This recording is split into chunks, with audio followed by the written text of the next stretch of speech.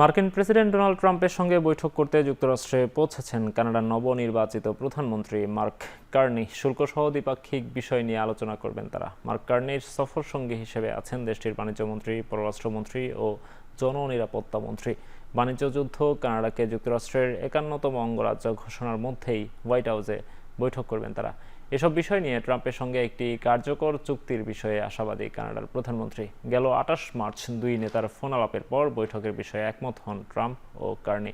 শুল্কের অবসান ও বাণিজ্য বৃদ্ধিতে এই আলোচনা কার্যকর হবে বলে আশা প্রকাশ করছেন কানাডিয়ানরা।